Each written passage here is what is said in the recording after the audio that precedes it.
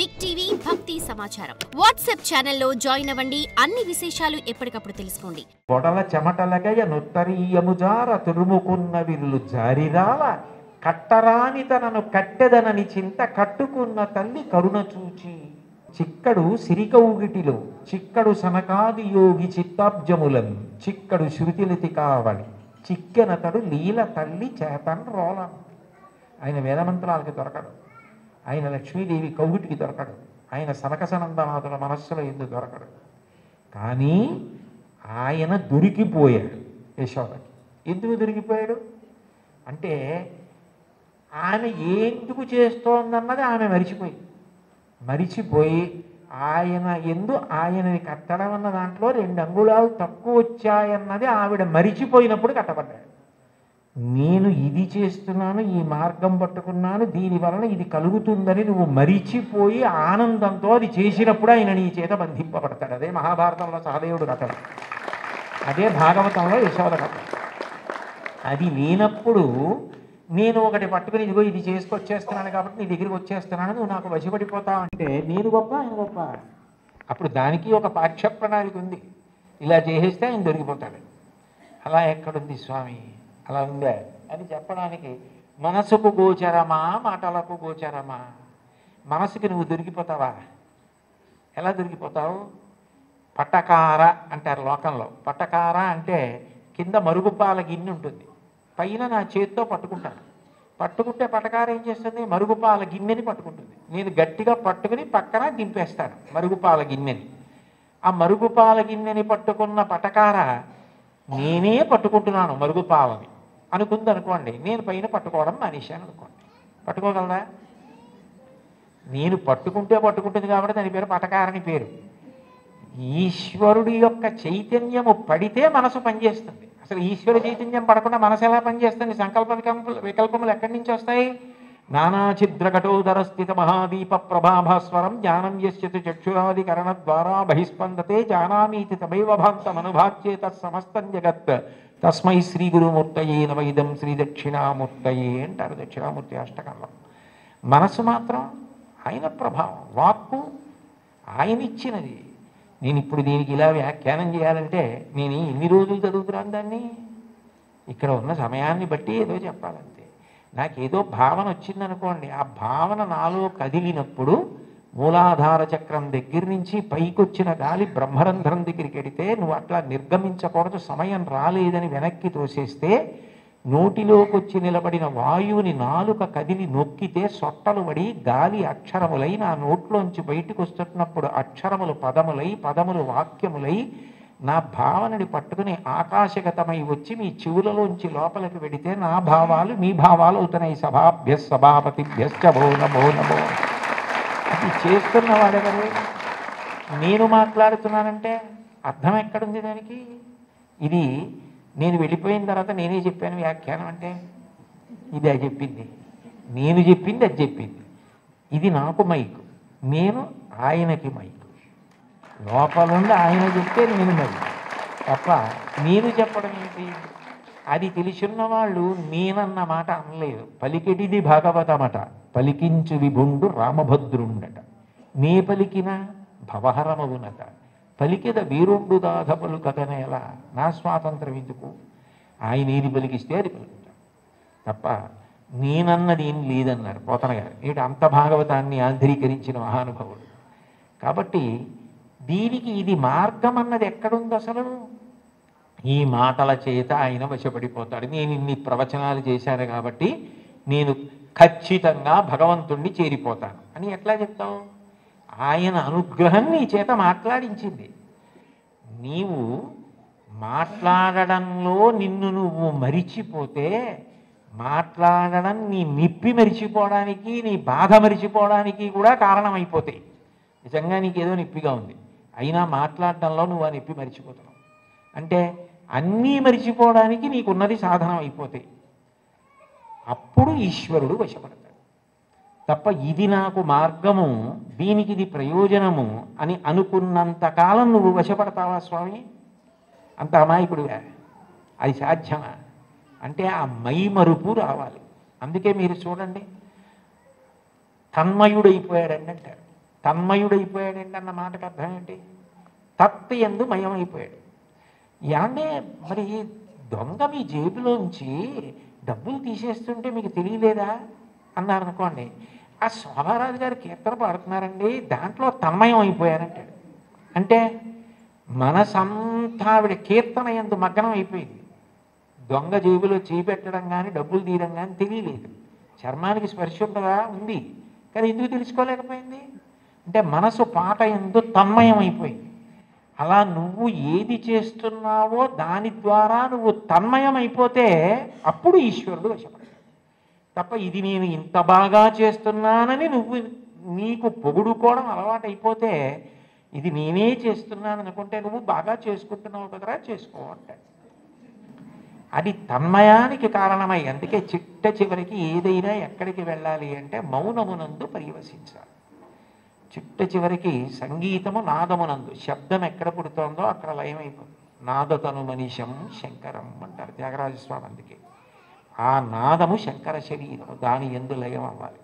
ఇక్కడ ఉన్నారు కదా మంజు భార్గవి గారు, శంకరాభరణంలో ఆయన ఉరిమి ఉరుములు మిరిషే మెరుపుల చిరుచురు నవ్వులు కాబోలు సరిసరి నటనలు కాబోలు అని పరవశాన శిరసూగంగా ధరకు జారిన శివగంగ నా గానలహరి నువ్వు మునుగంగా అని పరవశించిన పరమశివుడు తల కిందకి జింపి చూస్తేట గంగ కింద పడి ఈయన తడిసిపోయాట. ఈయన గానలహరిలో ఆయన మునిగిపోయాట. అప్పుడు ఒక్క క్షణం ఆగిపోయాడు అనుకోండి, అప్పుడు నాదోపాసన చేసిన వాడను నీవాడను నేనైతే, అది నాదమునందు ఉపాసన. మౌనమునందు వెళ్ళిపోవాలి. అన్ని మౌనములోకి వెళ్ళిపోయి నువ్వు చేసిన ఆ తన్మయావస్థలో నీకే ఏమీ ఎరుకలేని స్థితి ఏది ఉన్నదో దాని యందు నువ్వు నిశ్చలుడవై నిలబడగలిగితే అష్టాంగ యోగంలో అది సమాధి. దాన్ని శంకరాచార్యుల వారు మహానుభావుడు యోగరత్నావళి అని అందులో వర్ణిస్తారు.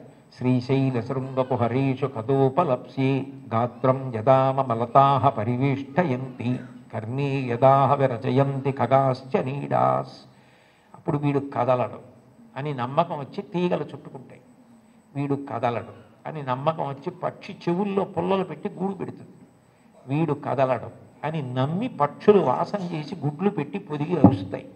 అయినా కదలడు, ఎందుకనంటే తన్మయుడై ఉన్నాడు. అది సమాధి స్థితి. ఆ స్థితికి వెళ్ళినవాడు అనుభవిస్తున్నాడు ఈశ్వరుడు. వాడు జీవన్ముక్తుడవుతున్నాడు. వాడి శరీరము పడిపోయినప్పుడు విదేహమోక్షాన్ని పొందాడు.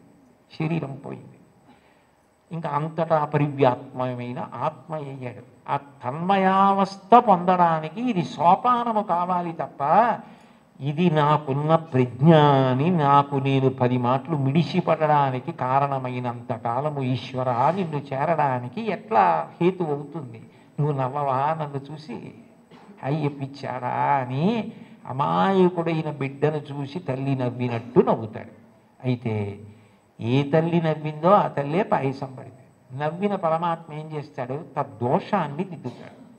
ఇది నీ ఎందు పోవడానికి నేను దిద్దుతానంటాడు. అందుకని గురు రూపంలో ఆయనే వచ్చి దీన్ని నువ్వు ఇట్లా వాడుకో, ఇది నీకు దీనికి కారణం కావాలి అని ఆ తన్మయావస్థని కల్పిస్తాడు. అది భగవంతుణ్ణి చేరడానికి కారణమవుతుంది. అందుకని చరణాల్లో అంటున్నారు, ఇది ఈశ్వరుడు ఉన్న చోటని నేను ఎట్లా తెలుసుకోగలను? అంతటా ఉన్నాడు ఇందుగలడందులేడని సందేహములతో చక్రి సర్వోపగతుండెందెందు వెదకి చూచిన అందందే కలడు దానవగ్రణి వింటే. ఇక్కడ ఉన్నవాడిని అయితే చూడగలను, అంతటా ఉన్నాడంటే ఎలా చూస్తాను? ఆ జ్ఞానము కలగాలి. ఆ జ్ఞానం ఎవరివ్వాలి? ఆయన ఇవ్వాలి. కాబట్టి ఉన్న చోటెరుగుదునా ఓయి అంటే పలికేవా? అతిశయం మనసులో ఉండిపోతే ఓయి అని పిలిస్తే నువ్వు పలుకుతావా? సాధ్యమా? నేనేమైనా ఒక గదిలోంచి ఒక గదిలోకి వెళ్ళిపోయినట్టు నీ దగ్గరికి పరమపదానికి వచ్చి వెళ్ళిపోగలిగినంత సమర్థున్నా? నా వల్ల సాధ్యం అవుతుందా?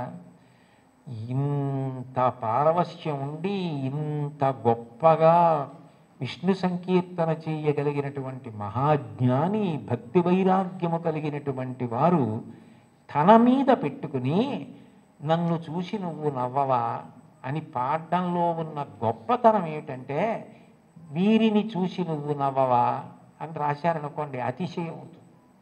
అందుకని నిజానికి ఆ హేయ గుణములు లేకపోయినా తన యందు ఆరోపించుకోవడం పరమ భక్తికి తార్కాణం. అది భక్తి యొక్క చరమస్థితి.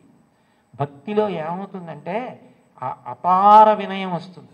నేనెంతటి వాడిని, నా యందు ఏది ఉన్నది ఈశ్వర విభూతి తప్ప, యద్యద్ విభూతి మత్సత్వం శ్రీమదుర్జితమేవ వా తత్తదేవావగచ్చస్త్వం మమ తేజోంశ సంభవం.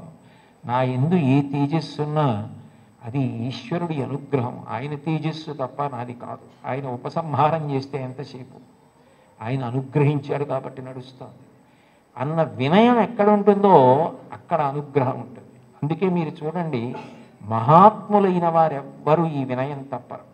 అంతటి మహానుభావుడు శంకరాచార్యులు వారు పశుమాం సర్వజ్ఞ ప్రజిత కృపయా పాలయ విభో అన్నారు. నేను పశువుని, నువ్వు పశుపతివి అన్నారు. అవినయమపనయ విష్ణోహో అన్నారు షట్పదీ స్తోత్రంలో. నాకు అవినయాన్ని తీసి వినయాన్ని కటాక్షించు స్వామి అన్నారు. భాగవతోత్తముల యొక్క గొప్ప గుణం ఏమిటంటే ఎప్పుడు వారు ఇది నాది అన్న భావన పొందారు. వారికి అన్నింటికన్నా చదవడానికి భయమైంది ఏమైనా ఉంటే ఏంటంటే సన్మానపత్రం. ఎందుకంటే అది చదువుకుంటే నేను ఇంత వాడిని ఏమైనా అభిప్రాయాలు ఏర్పడిపోతాయేమో అని భయపడి కనపడకుండా దాచేది ఏదైనా ఉంటే సన్మానపత్రమే తప్ప, ఇది నా యందు ఉన్న విభూతి నా గొప్ప అని అనుకుంటే దూరం జరగడం అవలా. అది ఆయన నన్ను లాక్కోవడానికి కట్టుకున్న తాడు. ఆయన తాడు కట్టి నన్ను లాక్కుంటున్నాడు. అంటే రాగస్వరూప పాశాఢ్య, ఈ రాగము తీసి ఆవిడ భక్తి పాశం వేసి తన దగ్గరికి లాక్కుంటాడు. నాకేముంది, ఏమీ లేదు, నేనేం పెద్ద చదువుకోలేదు, మహావిద్వాంసుణ్ణి గాను, సమస్త శాస్త్రములు తెలిసిన్నవాణ్ణి గాను, అయినా వీడు ఎలా తరించాలి? అందుకని వీడికి ఏదో 4 మాటలు మాట్లాడడం అన్న లక్షణాన్ని ఇస్తే తగుదునమ్మా అని బయలుదేరుతాడు. ఏదో 1 గంటన్నర మాట్లాడతాడు. ఇది అడ్డు పెట్టి నా దగ్గరికి లాక్కుంటానని ఆయనే ఆ పాశం వేసి తన దగ్గరికి లాక్కుంటున్నాడు. ఇదంతా నాది అంటే నేను మాట్లాడకపోతే ఈ మైక్ ఎంతో, ఆయన మాట్లాడకపోతే నేను అంతే. అది తెలుసుకుంటే చాలు. ఆ వినయాన్ని ప్రతిపాదించి ఈశ్వరుణ్ణి చేరడానికి మార్గములు కావు. ఏ మార్గము పట్టినా ఆ మార్గము ద్వారా నువ్వు కాదు కర్తృత్వంతో చేరేది. ప్రీతి పొంది ఈశ్వరుడు లాక్కోవాలి, ప్రీతి పొంది ఈశ్వరుడు కలుపుకోవాలని గుర్తుపెట్టుకో, వినయాన్ని నిలబెట్టుకో. అది తాత్పర్యం కీర్తనకి. చాలు. ఏకశబ్ద సమ్యజ్ఞాత సృష్టప్రయుక్త స్వర్గే లోకే కామదుద్భవతి.